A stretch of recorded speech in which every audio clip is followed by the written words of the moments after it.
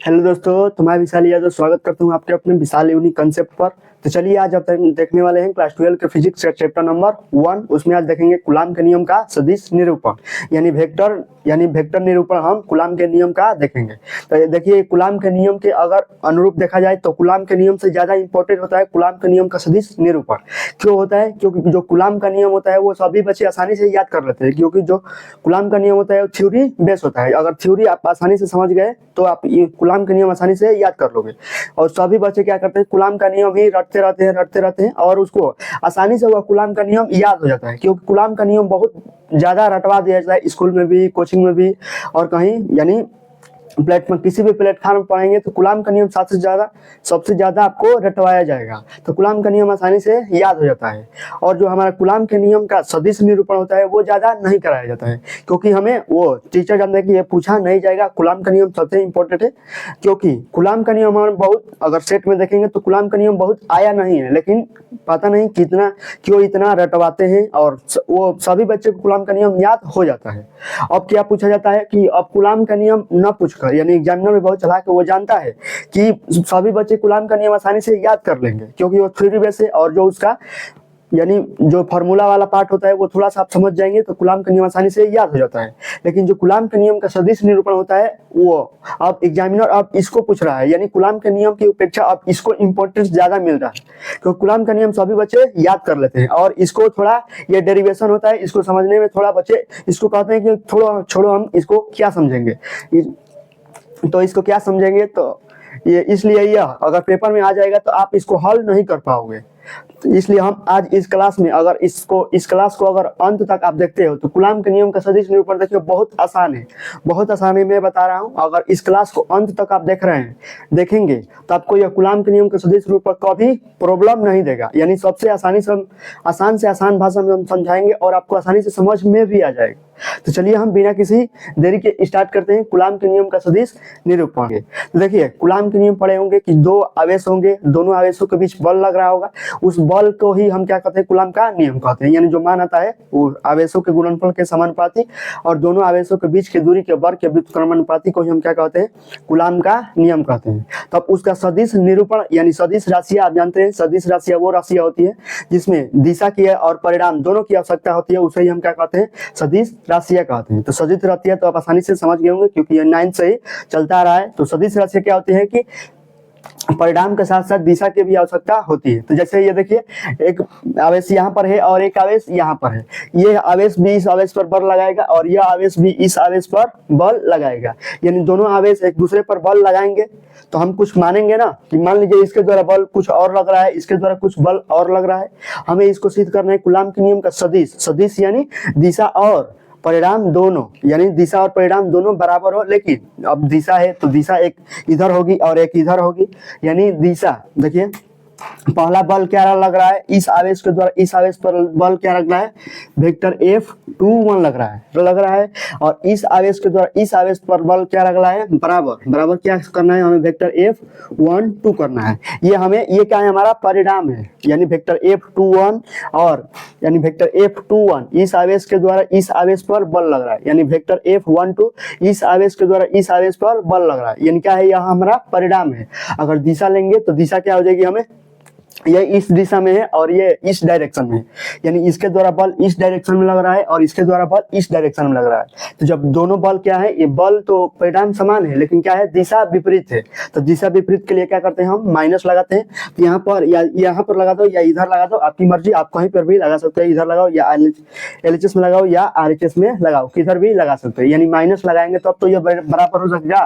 क्यों? क्योंकि यहाँ पर परिणाम तो समान है तो हम परिणाम बराबर हो गया, लेकिन दिशा यहाँ पर क्या है, विपरीत है। तो दिशा विपरीत के लिए हमें क्या करना पड़ेगा, दिशा विपरीत के लिए ऋणात्मक लगाएंगे तो अभी दिशा भी बराबर हो सकेगी, क्योंकि इसके द्वारा बल इस दिशा में लगाया जा रहा है और इसके द्वारा बल इस दिशा में लगाया जा रहा है। तो हमारी दिशा विपरीत होगी लेकिन क्या होगा, परिणाम बराबर होगा। तो जब दिशा विपरीत होती दो अब अगर कोई राशि है यानी उसकी दिशा विपरीत है तो हमें उस दोनों राशियों को बराबर करके माइनस लगाना अवश्य होगा, क्योंकि परिणाम तो बराबर हो सकते हैं इस इक्वल के से ही, लेकिन दिशा बराबर करने के लिए हमें माइनस लगाना आवश्यक होता है। तो बस हमें कूलाम के नियम में यही सिद्ध करना होगा कि वेक्टर F21 बराबर वेक्टर F12, बस यही सिद्ध कर देंगे, हमारा कूलाम का नियम का सदिश निरूपण हो जाएगा। हमारा गोल रहेगा कि इसी को हम सिद्ध करें। तो चलिए हम इसको स्टार्ट करते हैं। अब डेरिवेशन को आप समझ गए होंगे कि हमें कैसे लाना है इसको। तो चलिए सबसे पहले हम इसको कुछ माना के लिख लेंगे। देखिए माना के बता दे रहे हैं, आप लिख लीजिएगा, यहाँ पर लिखेंगे तो ज्यादा वीडियो क्या हो जाएगा, लेंदी हो जाएगा, इसलिए हम बता दे रहे हैं कैसे लिखेंगे। माना ए दो आवेश Q1 और Q2 एक दूसरे से अल्प दूरी यानी स्मॉल r दूरी पर रखे हुए हैं और दोनों आवेशों के बीच लगने वाला बल परिणामी बल क्या है, F है, परिणामी बल F है। और Q1 आवेश के द्वारा Q2 पर लगाया गया बल वेक्टर F21 है और Q2 के द्वारा Q1 पर लगाया गया बल वेक्टर F12 है। इतना तो लिख लेंगे, 2 है। तब हमें कूलाम के नियम का सदिश निरूपण का सत्यापन करना है, बस इतना लिख लीजिएगा। आपका जो फिगर में है वो बस देखकर ही लिखना है, हमें जो फिगर में दिया होता है वही देखकर लिखना होता है। तो आई होप आप आसानी से लिख लेंगे, मैं बता भी दिया हूँ। तो चलिए हम अब इसका क्या करेंगे, हमारा तो गोल है इसको सिद्ध करना। तो सबसे पहले हम कूलाम के नियम से ही चलेंगे, आगे बढ़ेंगे, मूव करेंगे। तो चलिए हम क्या लेंगे, पहले लेंगे कूलाम के नियम, कूलाम के नियम से। तो कूलाम के नियम हम पढ़े हैं, क्या होता है, F बराबर के लिख दे रहे हैं 1/4 पाई एप्सिलॉन नॉट को आप जानते हैं, के भी लिख सकते हैं। तो क्या हो जाएगा, के Q1 Q2 बटे में R स्क्वायर, क्योंकि के को हम 1/4 पाई एप्सिलॉन नॉट एक कांस्टेंट ही है, हम कांस्टेंट कुछ भी मान सकते हैं। हम यहाँ पर क्या बोले हैं, 1/4 पाई एप्सिलॉन नॉट को के मान लिए हैं, तो आप भी मान सकते हैं, इसमें कोई प्रॉब्लम नहीं होती है। कहीं क्या लिखा होता है, कहीं 1/4 पाई एप्सिलॉन नॉट लिखा होता है, तो इससे कोई डिस्टर्ब होने की आवश्यकता नहीं है। यहाँ पर क्या हो गया, के Q1 Q2 बटे में R स्क्वायर हो गया। अब देखिए कूलाम के नियम तो ये दोनों आवेशों के बीच बल लग रहा है, अब हमें निकालना है Q1 के द्वारा Q2 पर लगने वाला बल और Q2 के द्वारा Q1 पर लगने वाला बल, इन दोनों को अलग अलग निकालेंगे। तो सबसे पहले यह क्या है, हमें इसको सदिश बनाना होगा। तो जब भी कोई परिणाम दिया हो और उसको यानी परिणाम यानी अदिश राशि, अदिश क्या होता है, हमारा परिणाम ही होता है।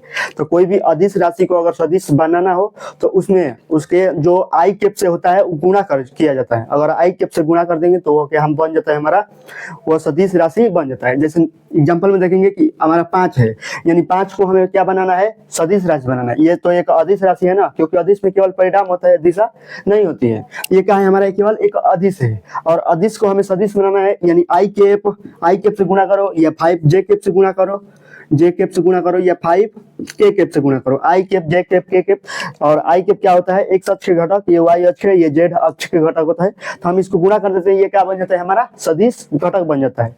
यानी ये क्या बन जाए, आई यानी एक्स अक्ष के दिशा में 5 दूरी चल रहे हैं, ये वाई अक्ष की दिशा में 5 दूरी चल रहे हैं, ये जेड अक्ष की दिशा में 5 दूरी चल रहे हैं। तो ये हमारा क्या हो गया, ये सदिश बन गया। अब सदिश हमारा बन गया, तो ये क्या है, हमारा सदिश बन गया। पहले तो था अदिश 5, तो केवल अगर 5 दिया हो तो वो केवल परिणाम है, और केवल परिणाम हमें क्या बताता है कि वह एक क्या है, अदिश है।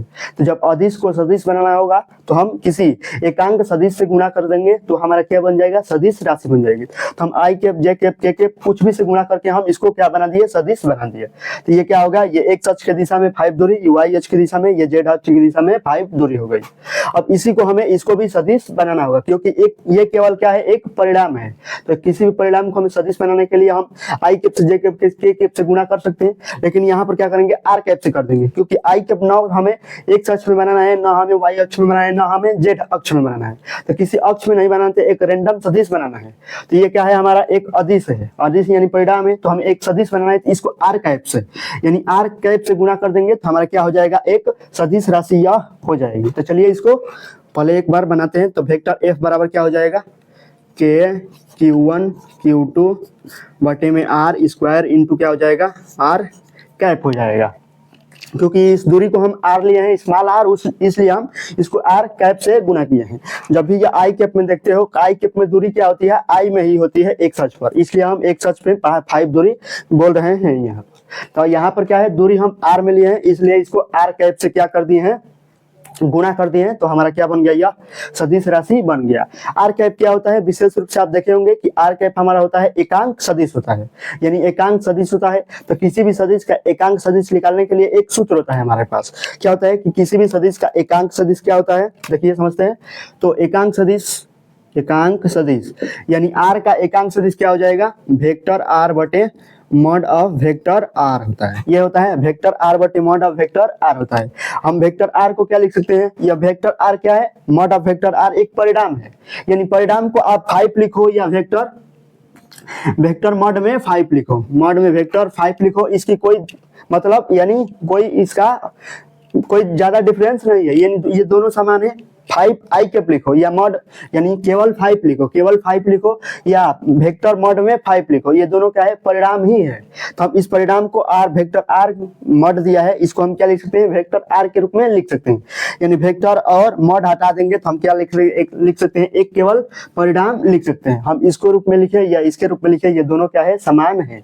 इसलिए हम मॉड ऑफ वेक्टर आर को क्या लिख सकते हैं, वेक्टर आर बटे आर लिख सकते हैं। इस तरह हम लिख सकते हैं, इसमें कोई प्रॉब्लम आपको नहीं होना चाहिए, क्योंकि हमें क्या है, वेक्टर आर दिया है, ये हमें सूत्र होता है, ये आप 9th 10th में पढ़े होंगे कि किसी भी सदिश का एकांक सदिश क्या होता है, यानी एकांक सदिश से गुणा किया तो हमें यह सदिश बना है।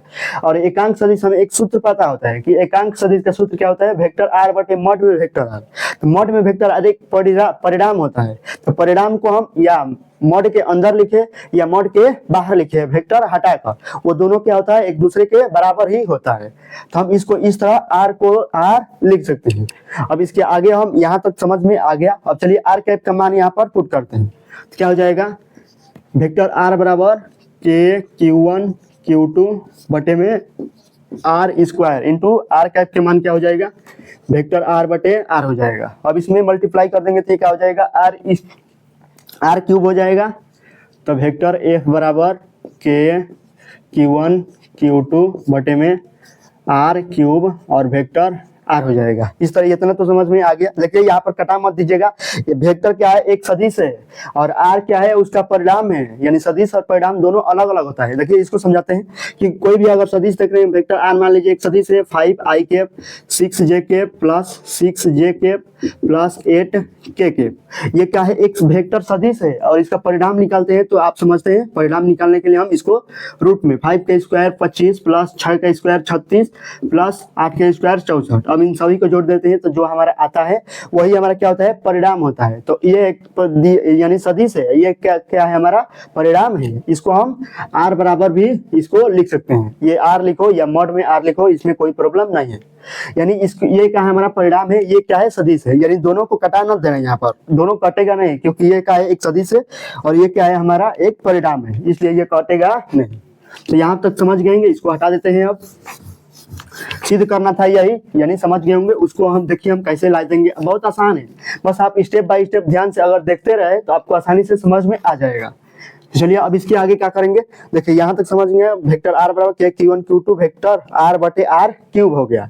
अब इसके आगे चलेंगे तो देखिए, अब ये तो हम जो कूलाम का नियम था, कूलाम के नियम का हम सदिश बना दिए, अब बन गया यहाँ तक। अब लिखेंगे Q1 के द्वारा Q2 पर लगाया गया बल, इसके रूप में लिखेंगे, और Q2 के द्वारा Q1 पर लगाया गया बल, ये वाला निकालेंगे। तो चलिए निकालते हैं, Q1 के द्वारा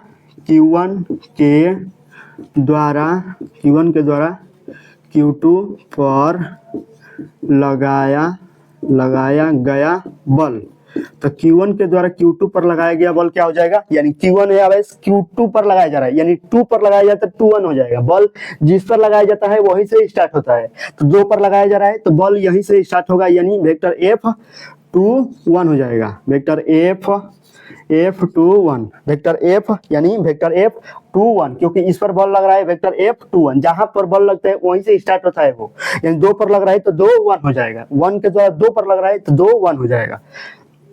अब इसके आगे क्या आएगा हमारा, के Q1, के तो यह कांस्टेंट है और Q1 Q2 भी यह कांस्टेंट ही है, तो Q1 Q2 ही रहेगा, Q1 Q2। और बटे में अब देखिए यहाँ पर आर स्क्वायर, आर यानी आर हमारा यहाँ पर चेंज होगा, क्यों चेंज होगा, क्योंकि यह का हमारा दूरी इसके द्वारा इधर जा रहा है तो दूरी अलग हो जाएगी, यानी दूरी अलग नहीं होगी, परिणाम तो समान रहेगा लेकिन दिशा हमें दिखाना पड़ेगा। तो दिशा के लिए हम क्या लिखेंगे, दूरी को अलग अलग लिखेंगे, क्यों, क्योंकि हम दिशा के लिए केवल लिख रहे हैं, परिणाम के लिए नहीं, क्योंकि परिणाम तो समान होगी, ये वैसे दोनों के बीच की दूरी तो आ रही है ना, वो क्या है, परिणाम है, तो परिणाम हमें समान होगा लेकिन दिशा विपरीत होगी, यानी दिशा के लिए ही हम दूरी को भी अलग लिख रहे हैं, क्योंकि इधर से इधर आ रहे हैं तो दूरी क्या है, R12, 1 से 2 की ओर आ रहे हैं तो क्या हो जाएगी, दूरी R12 हो जाएगी।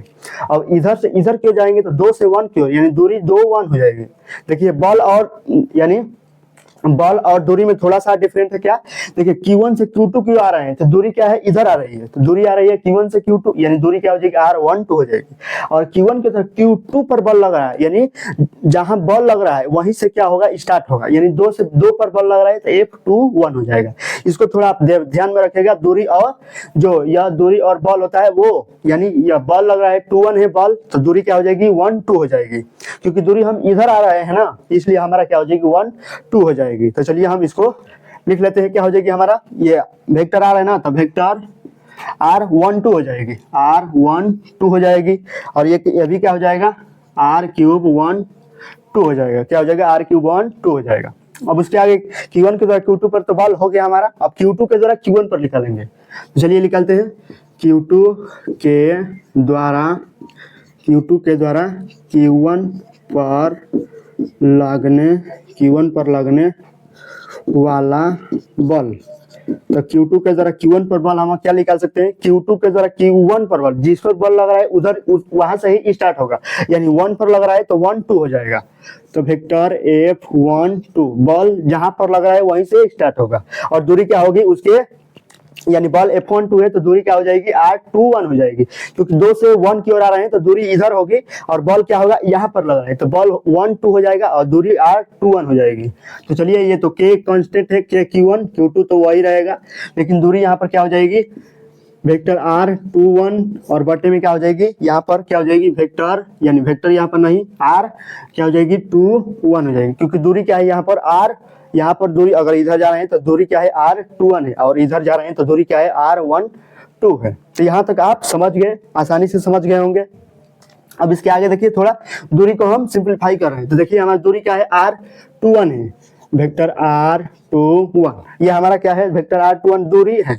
अब इसको हम क्या लिख सकते हैं कि किसी भी सदिश को अगर 2 भागों में डिवाइड करना हो, तो देखिए हमारे यहाँ पर कोई एक रैंडम सदिश दिया है, यानी एक्स अक्ष और वाई अक्ष के बीच में स्थित है, यानी कोई एक रैंडम सदिश, ये हमारा क्या है, वेक्टर ए है, और ये क्या है हमारा, वेक्टर बी है। अगर वेक्टर ए बी लिखना हो हमें, वेक्टर ए बी हमें लिखना हो तो क्या लिख लेंगे, vector b minus vector a हो जाएगा, क्योंकि बी में से ए को घटाते हैं, दूसरे में से पहले को घटा देते हैं, वही क्या हो जाता है हमारा, 2 सदिशों का जो सब्ट्रैक्ट होता है, यानी घटाना। 2 सदिशों को हम कैसे घटाते हैं, यानी 2 सदिश वेक्टर बी माइनस वेक्टर 1, यानी वेक्टर ए बी बराबर क्या हो जाएगा, वेक्टर बी माइनस वेक्टर 1, यानी 2 सदिश, यानी कोई सदिश दिया हो, रैंडम सदिश दिया हो, उसको हमें, यानी वेक्टर ए और वेक्टर बी सदिश दिया हो तो उसको एक सदिश बनाने के लिए हम वेक्टर, यानी वेक्टर ए बी बनाने के लिए vector b minus vector a कर देते हैं। तो यहाँ पर भी देखिए वेक्टर एक R21 है, तो वेक्टर R21 को हम क्या लिख सकते हैं, R1 माइनस R2, यानी बी माइनस ए तो 1 माइनस 2 करेंगे, तो क्या कर सकते हैं हम,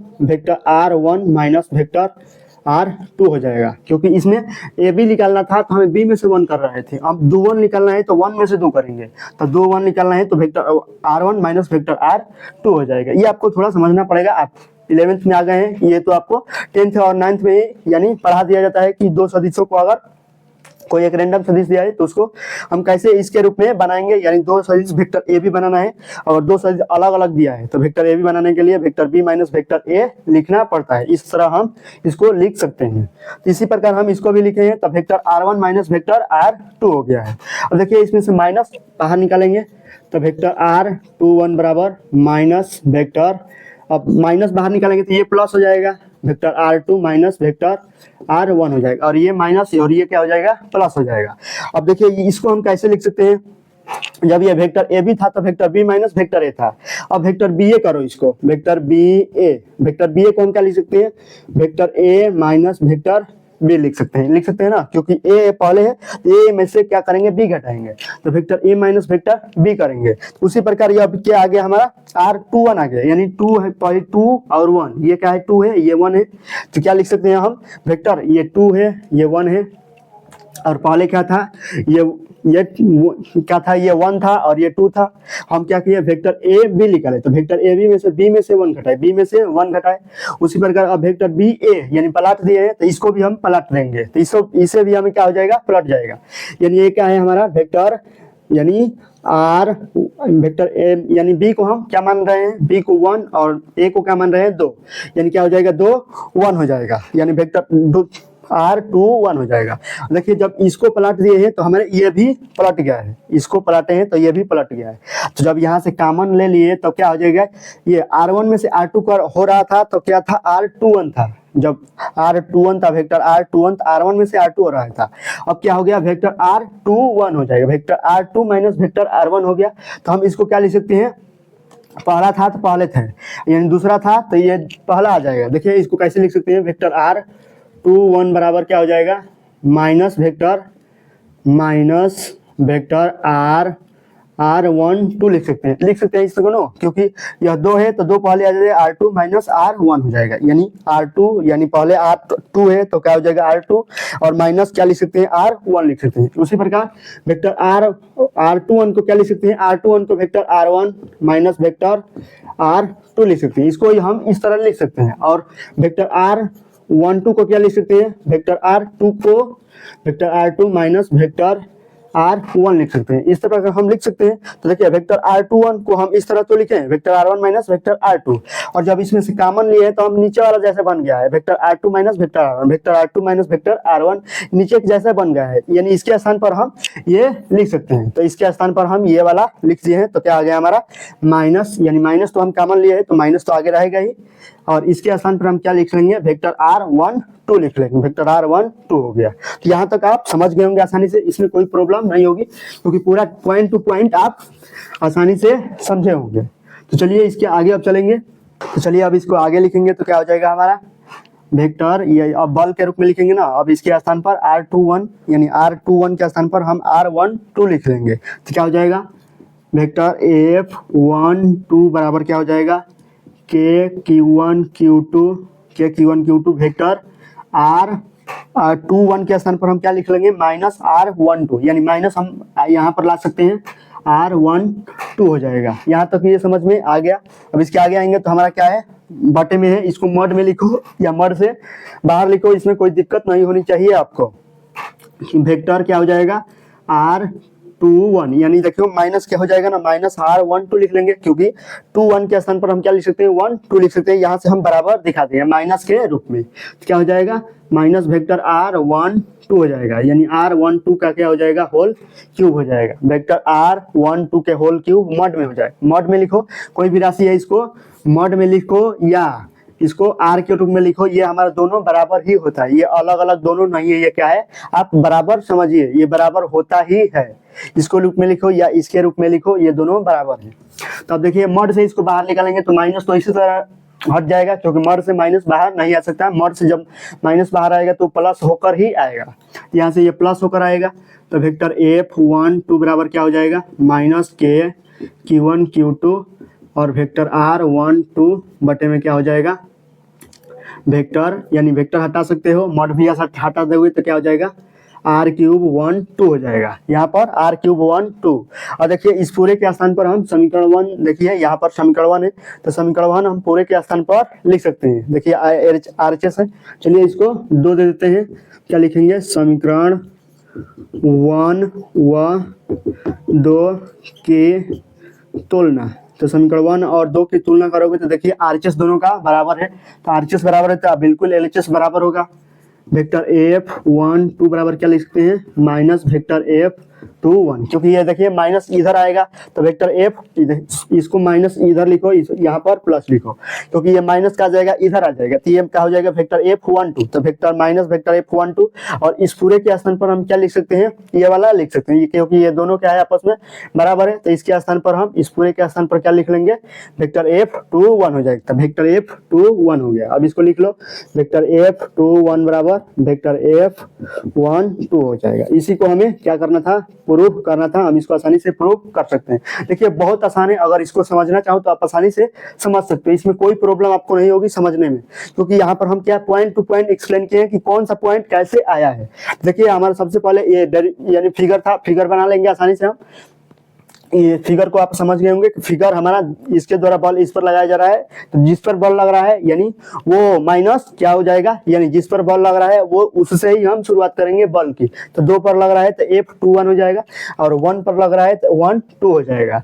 उसके बाद हम कूलाम का नियम का पालन किए, कूलाम के नियम को सदिश के रूप में बनाए, क्योंकि हमें सदिश निरूपण करना था तो सदिश के रूप में बनाए, और इसके द्वारा बल इस पर लगा और इसके द्वारा बल इस पर लगा, दोनों का मान निकाले सदिश के रूप में। और यहाँ पर थोड़ा सा एक प्रॉपर्टी लगाए, यहाँ पर R12 यानी दो सदिशों को घटाने वाली, तो दो सदिशों को कैसे हम घटा सकते हैं, तो यहाँ से एक प्रॉपर्टी लगाए तो हमारा एक यह सदिश के रूप में एक हमारा परिणाम प्राप्त हुआ। तो इसके द्वारा हम इसका मान इसमें रख दिए हमारा, तो ये हमारा प्राप्त हुआ है। अब देखिए ये पूरा समीकरण 1 के RHS के बराबर है, तो ये RHS रख सकते हैं हम। तो RHS रख देंगे तो यहाँ पर क्या हो जाएगा, वेक्टर F21 हो जाएगा। तो वेक्टर F21 बराबर माइनस वेक्टर F12, ये हमें क्या करना था, प्रूव करना था। तो प्रूव हम इसको आसानी से कर लेंगे, तो इसको हम प्रूव कर दिए। आई होप आपको यह डेरिवेशन बहुत आसानी से शब्दों में समझ में आया होगा। यदि आपको यह वीडियो समझ में आई हो तो इस वीडियो को लाइक और अपने दोस्तों के पास शेयर अवश्य कीजिए, और विशाल यूनिक कंसेप्ट को सब्सक्राइब कर लीजिए, ताकि इसी तरह के वीडियो अगर अगला आए तो उसका नोटिफिकेशन आपके पास तुरंत पहुंचे और आप उस वीडियो का आसानी से लाभ उठा पाए। तो चलिए आज के लिए इतना, फिर मिलेंगे नेक्स्ट वीडियो में, तब तक के लिए जय हिंद।